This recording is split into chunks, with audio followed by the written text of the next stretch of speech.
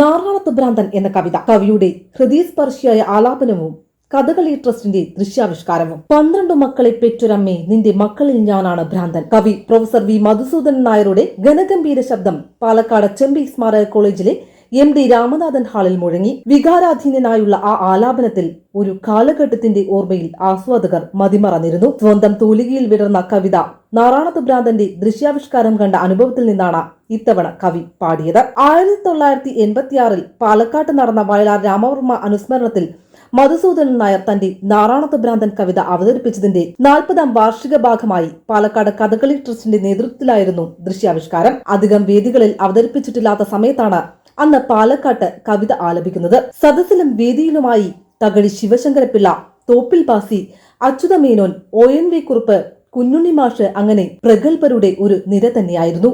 കവി ഓർത്തു. ചടങ്ങിൽ government Victoria college retired principal P. Murali, Kathakali trust president Girinarayanan, secretary Sasidharan, Vijayakumar, Raghunandana Menon, Rajaneesh തുടങ്ങിയവർ സംസാരിച്ചു. കഥകളി നടൻ പീശപ്പള്ളി രാജീവനാണ് കവിതയുടെ ദൃശ്യാവിഷ്കാരം ചൊല്ലിയാട്ടത്തിന്റെ രൂപത്തിൽ അവതരിപ്പിച്ചത്. അത്തിപ്പറ്റ രവീന്ദ്രൻ, അത്തിപ്പറ്റ ജിഷ്ണു എന്നിവർ സംഗീതത്തിലും, കലാമണ്ഡലം നിതിൻ കൃഷ്ണ ചെണ്ടയിലും, കലാമണ്ഡലം ശ്രീജിത്ത് മദ്ദളത്തിലും പിന്നണിയേകി. തുടർന്ന് ട്രസ്റ്റിന്റെ പ്രതിമാസ കഥകളി കിർമീരവധം അരങ്ങേറി. സിംഹികയായി കലാമണ്ഡലം ശിബി ചക്രവർത്തി, ലളിതയായി കലാമണ്ഡലം വിപിൻ ശങ്കർ, പാഞ്ചാലിയായി കലാമണ്ഡലം വിഘ്നേഷ്, സഹദേവനായി കലാമണ്ഡലം സായ് കാർത്തി എന്നിവർ വേഷമിട്ടു. നെടുമ്പള്ളി രാംമോഹൻ, അത്തിപ്പൊറ്റ ജിഷ്ണു എന്നിവർ സംഗീതത്തിലും, കലാമണ്ഡലം നിതിൻ കൃഷ്ണ ചെണ്ടയിലും, കലാമണ്ഡലം ശ്രീജിത്ത് മദ്ദളത്തിലും പിന്നണിയേകി. പാലക്കാടിന്റെ കലാലോകം വേറിട്ട കലാവിരുന്നിന്റെ നിറവിലായിരുന്നു. നാറാണത്തിനെ കുറിച്ചുള്ള ഹൃദയം തൊട്ട കവിതയുടെ മധുരമാർന്ന ചൊല്ലിലും മനം തുളുമ്പിയ ആട്ടത്തിലും